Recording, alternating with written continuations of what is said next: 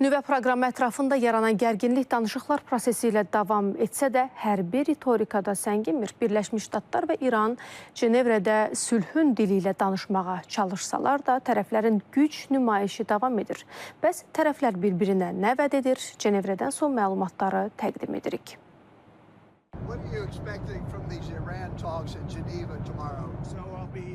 Mən dolayı yolla bu danışıqlarda iştirak edəcəm. Bu çox vacib olacaq. Onlar razılaşmaq istəyirlər. Düşünmürəm ki, razılaşma olmasa, bunun nəticəsini görmək istəsinlər. İran sərt mövqedən çıxış etməyə çalışır. Lakin ötən ay Amerika Birləşmiş Ştatlarının İranın nüvə obyektlərinə endirdiyi zərbələrdən sonra vəziyyətin dəyişdiyini düşünürəm. ABŞ prezidenti Donald Trump bunu İranın nüvə proqramı ilə əlaqədar Cenevrə danışıqları ilə bağlı bildirib. Birləşmiş Ştatların dövlət katibi Marco Rubio isə İranla danışıqların çətin olduğunu vurğulayıb. O, hətta Trumpın İranın ali rəhbəri Əli Xamenei ilə görüşməyə hazır olduğunu deyib. Xatırladaq ki, Vaşinqtonun Tehrandan əsas tələbləri uranın zənginləşdirilməsindən imtina edilməsi, regional proksi qüvvələrə dəstəyin dayandırılması və balistik raketlərin hədəfinin 300 kilometrdən məhdudlaşdırılmasıdır. Tehranın isə gözləntilərindən biri sanksiyaların yumşaldılmasıdır. Ne Amerika'nın sabrı var ve ne İran'ın sabrı var. Her ne kadar Başkan Trump'ın biz sabırlıyız, zamanımız var diye ifadesini kullanıyorsa ama öyle bir şey yok. Çünkü zaman işliyor aleyhine. Başkan Trump için seçimler yakındır.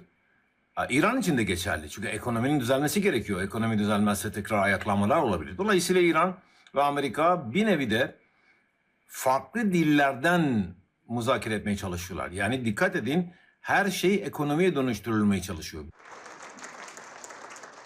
İsrailin baş naziri Benyamin Netanyahu isə ölkəsinin təkcə İranın uranı zənginləşdirmə prosesini dayandırmasını deyil, həm də Tehranın bütün bu kimi imkanlardan məhrum olunmasını tələb edir. Bəzi mənbələr Vaşinqtonla Tehranın razılığa gəlməyəcəyi halda İsrailin yeni hərbi əməliyyata başlayacağını və Birləşmiş Ştatların buna dəstək verəcəyini iddia edir.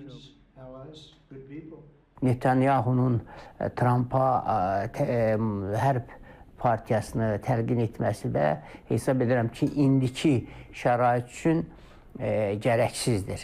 Çünki ABŞ prezidenti bəyan elədi ki, İran sövdələşməyə hazırdır.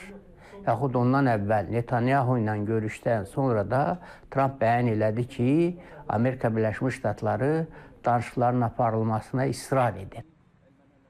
İsrail tərəfinin tələblərinə baxmayaraq, ABŞ ilə İran danışıqları davam etdirməkdə maraqlı görünürlər. Cenevrə və hətta növbəti görüşlərin nəticəsindən asılı olmayaraq, tərəflər arasında birbaşa hərbi toqquşma ehtimalı yüksək deyil.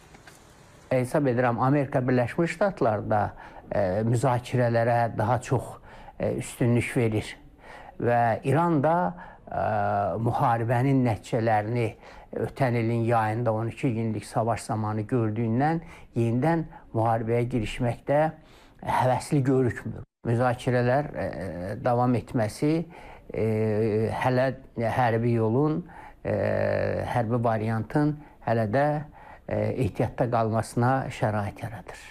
Bütün bunlara baxmayaraq danışıqlar tərəflərin bir-birinə qarşılıqlı hədələri fonunda baş tutur. ABŞ yaxın şərqdə hava və dəniz qüvvələrini artırır. İsrail hərbi əməliyyatların mümkünlüyünə ilham vurur. İran isə Hörmüz boğazı yaxınlığında təlimlər keçirir. Eyni zamanda İranın ali lideri Əli Xamenei Ağ Ev rəhbəri Trumpın hərbi təxribatına o İrana gəmilər göndərməklə öyünür. Lakin gəmidən daha təhlükəli vasitə onu dənizin dibinə batıra bilən silahdır deyə cavab verib.